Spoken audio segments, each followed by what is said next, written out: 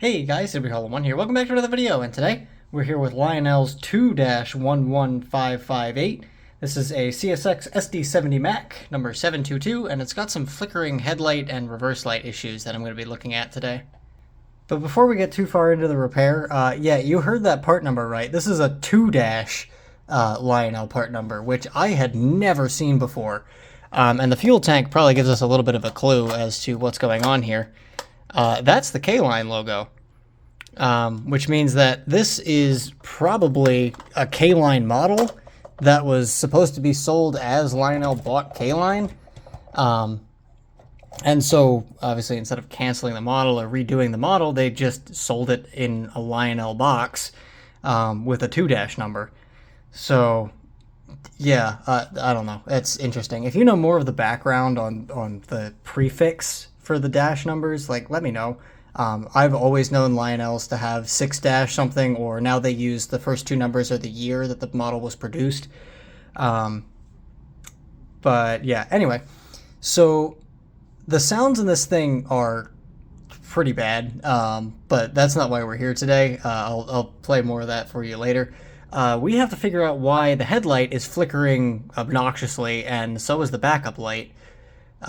This doesn't have command control, so I can't say that it's a command control interference issue. It does have cruise control.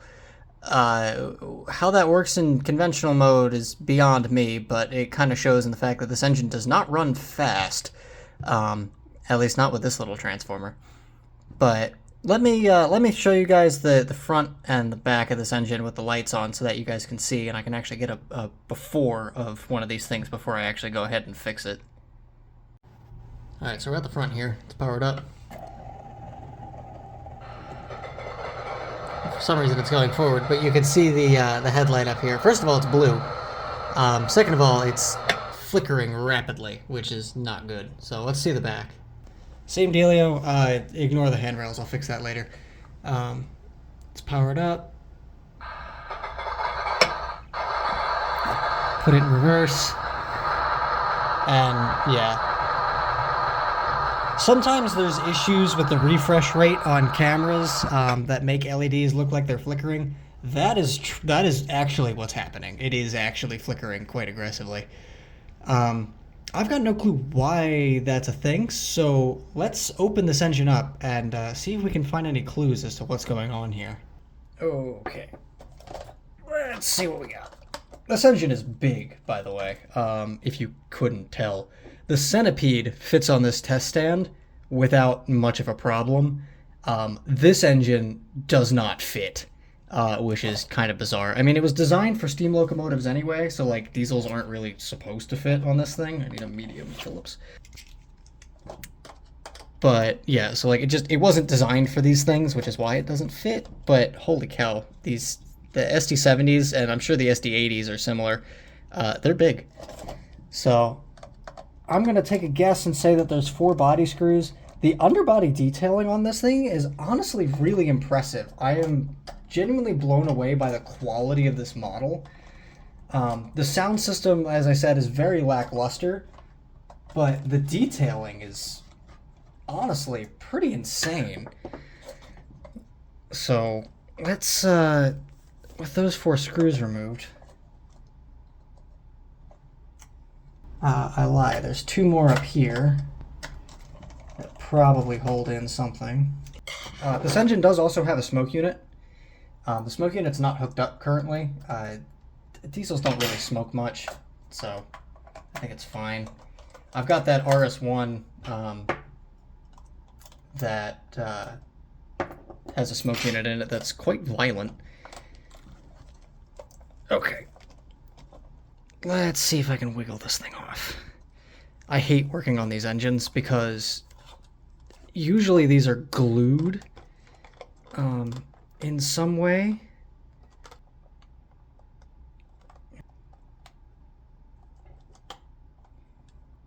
Yeah, let me tinker with this a little bit, see if I can figure out how exactly to take the top of this off, and I'll let you know what I figure out. Okay, so that is not intuitive. It is just those screws, and when you take it off, there are these tabs that run all the way down that have to be popped out, and then the cab is a separate piece from the nose. So I just took a screwdriver and started going in and basically just using it as a lever to pry it up on each side. Just take your time, be careful with it, and eventually this comes off. So here's the inside. Yeah, that's neat. It does have cruise. That's... Huh, okay. It's got dual motors. They're little baby boys, though. They got big flywheels. And then I'm going to take a guess and say this is the soundboard. And this is the motor driver. It does have an encoder. It has an optical encoder, which is... That's what they use on legacy engines. Ask me how I know. Looks like the lighting is actually controlled by individual circuit boards.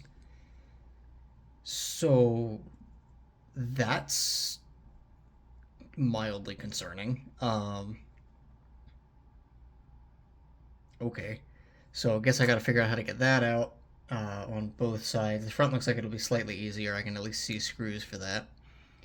And then I can actually pop out the center cover here, because this is what houses the smoke unit. This is also where the switches are for the sounds, cruise, smoke, and reverse. So, yeah. Also, I learned this. These, what do you call these? The signal line and air hoses down here are actually like hoses, like they move, which I thought was pretty neat. The glad hands also can come out of them, which is how I learned that, because one of them fell out, so I had to put it back in, and it's little plastic hose. Okay. Let me try and get the lighting boards out, and we'll go from there. So here's our board with our little LEDs on them. Nothing really looks wrong with this, at least at first glance. It's just a bunch of capacitors, diodes, and a couple of resistors, and then two LEDs. And it looks like it actually has provisions to put number boards. Or number board lights if this engine had them, but it does not. So, yeah, I guess let's plug it into the engine and fire it up and just see if it's still doing the thing, which it should, because I didn't change anything, but, you know, you never know. Alright, let's fire it up.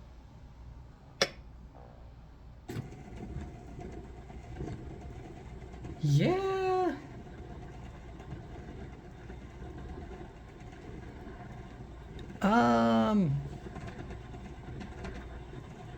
Interesting. Okay. I got an idea. I'm going to grab my oscilloscope, and I want to see if I'm getting... I could do this with a multimeter too, I guess. I want to see if this is getting constant voltage, or... So, if this is getting constant voltage and the LEDs are doing that, this board is what's the problem. If it's not getting constant voltage, then there's something further upstream that's the problem. So let me get my oscilloscope and let's see what kind of reading this, or what kind of voltage this is actually getting. So I got it in reverse right now, and the more I look at it, that looks like it's coming directly from the motor, which would explain this waveform. And also if I zoom way out, yeah. That's not a consistent voltage. Now, I'm sure that the circuit that is currently running the lighting is probably designed to handle this kind of input, because this is the way it came from the factory. Or maybe a capacitor's bad, or something like that, but... Yeah, that's not a consistent waveform. It's actually speeding up, which I find pretty interesting. Right now, this is at full track voltage. It's going pretty slow, and I don't know why. But yeah, so I'm gonna plug in the switches, turn off cruise control, and see if that smooths out our lighting. Actually, the longer it's sitting here, the healthier it's getting. I haven't touched anything. That waveform looks way healthier than it did at the beginning of the last shot. The motors are spinning faster, the rear motor's now doing better, and the headlight, or the backup lights are actually becoming a little bit more consistent. So I'm just gonna let it sit like this for a little bit, I guess, and see how much it'll self-heal before I have to really tear into it.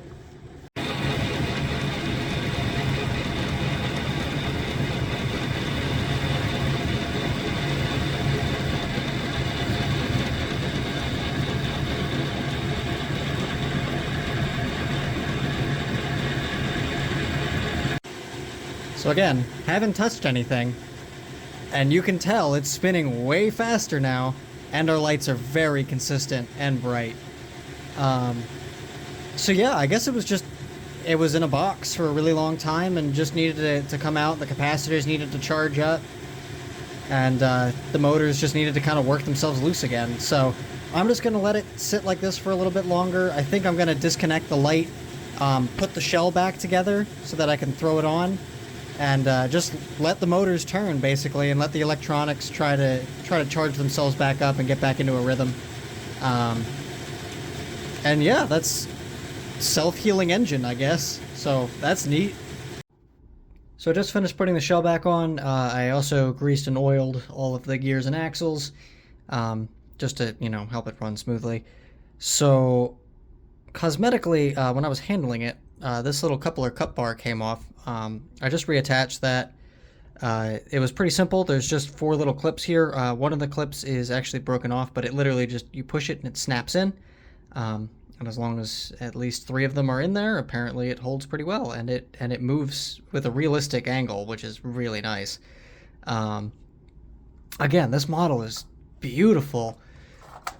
Be a really good candidate for, like, I don't know, maybe a Blue Nami upgrade or some sort of sound upgrade, really. Better speaker, maybe. Oh, looks like a shock from one of the trucks, so I'll have to figure out where that goes. But yeah, beautiful model, as evident by the fact that parts are just coming off of it. Beautiful doesn't necessarily mean well built. It just looks really good. So I'm gonna see. These look like they should just slide in. Like there's little provisions for them. Let's see if I can just press these in.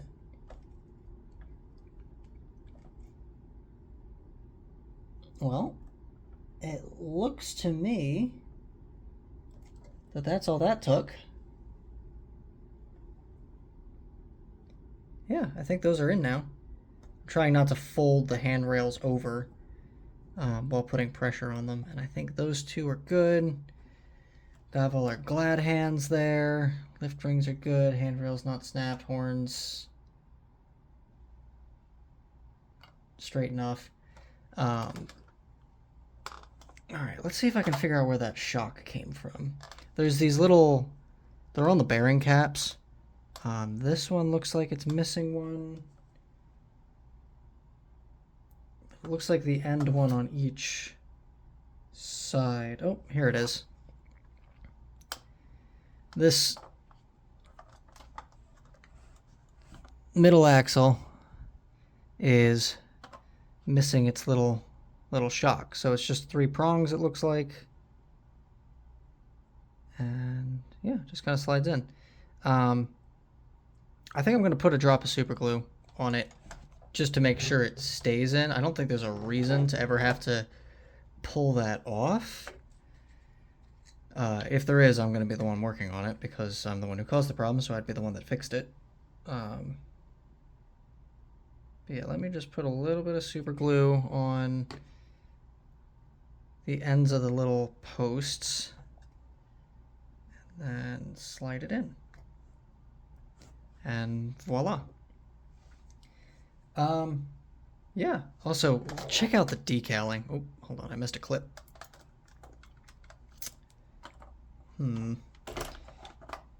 That is supposed to be, there we go, fixed. So another piece comes off. All right. That looks like it's the brake lever on that cylinder. Yeah, so I guess if you own one of these, just leave it on the tracks. Don't handle it. the way that I'm handling it, because it doesn't seem to like it very much. Alright. A little bit of glue. Now this is metal, so this isn't really going to stick great. Didn't want to grab. Okay. I don't have like a setting medium or a setting spray or anything like that for this. So what I am going to do though is I'm going to take an X-Acto knife and I'm going to try scoring the connector or the rod. Super glue works by basically filling the gap, all the rough edges, with I think they're polymer strings, so creates sort of like a chemical weld. So if you score the surfaces that you're gluing, they stick better. Super glue, I'm sure if you do model making, you've probably noticed super glue does not stick well to smooth surfaces. So sometimes you need to score it up. And if you're wondering why I use super glue for pretty much everything, it's quick. It doesn't really expand much. It's a very strong bond once it's fully cured, and it's readily affordable, or readily available and very affordable. So that's why I use it. I'm afraid to mess with it too much. I'm just going to hold it like this because I think this is probably the angle where it has the least amount of load on it. So, and then I'm just going to sit like this for a couple minutes and let that cure. In the meantime, you can admire all of the beautiful decaling, even on like the bottom of the stairs, and like the paint's really well done, and all this stuff I believe is legible. My eyes aren't that great, but there's definitely words on there. There's also decals up here. Again, gorgeous model, terrible sound system, but who knows? Maybe maybe my friend who owns this, if he wants to upgrade the sound system, I'll get to record that too. So I'm sure Blue Nami probably, or Soundtracks probably has some pretty nice diesel sound sets. I know Loke Sound, ESU, has a bunch of really nice sound sets, and their programmability is top notch, but they don't have a Bluetooth system that would work, and they don't have something that would handle O scale, or at least not 3-rail O scale. So I think I just heard something else fall. Fun. Anyway, yeah, so I guess for this, Blue Nami or Electric Railroad, but I haven't really looked through Electric Railroad's diesel sound set, so I don't know how good they are. But yeah. Alrighty. I think that's fine. So now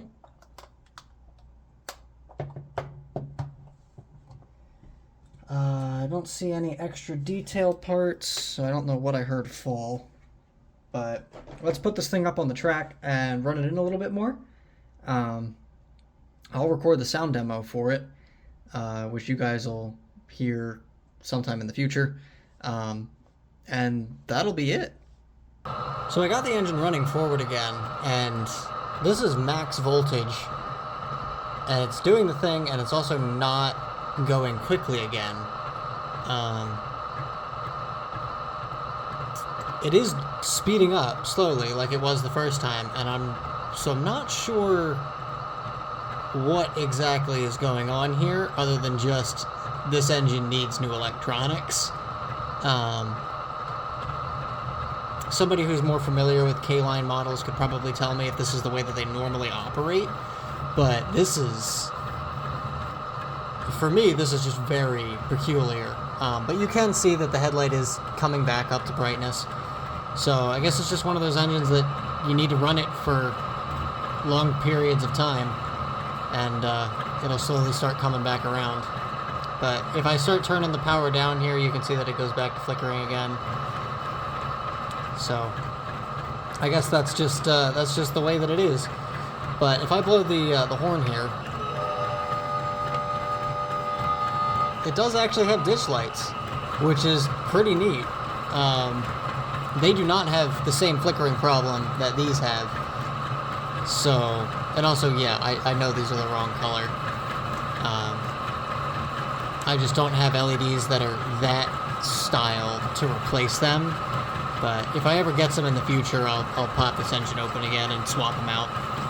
But yeah, you can hear that it's getting better, so I guess that's just the way that the engine is. So you can hear that it's worked its way back up to full speed. So I'm just going to power it down here. And then I'm going to show you guys that now if I change direction, you can see it kicks right up in speed. So it's only when it's been sitting for a little while, and I guess the capacitor's drained down a little bit, that it starts to cause problems.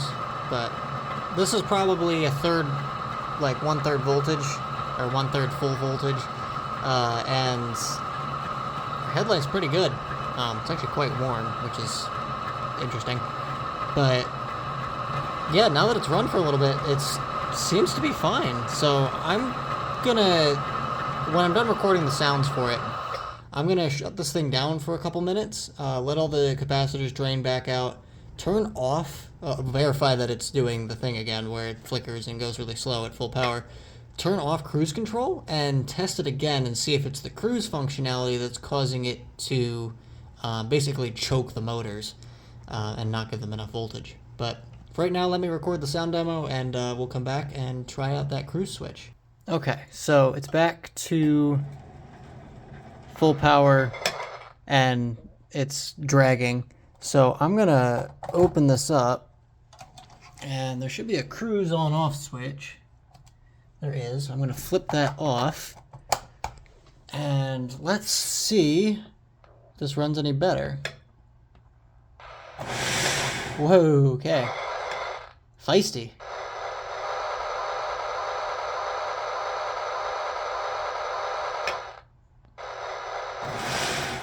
Whoa, alrighty.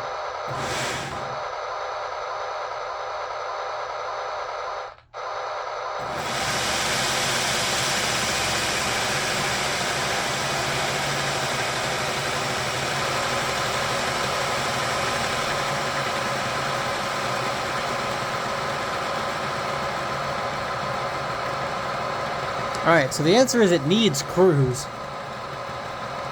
Headlight's solid. But holy smokes, that's like 3 volts. And it's ripping.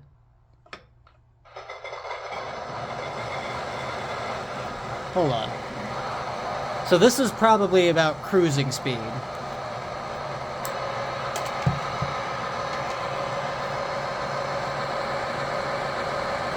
I'm at 8 volts, basically. That's insane. So, I guess this thing could be a speed demon, which makes sense for O-gauge, I guess.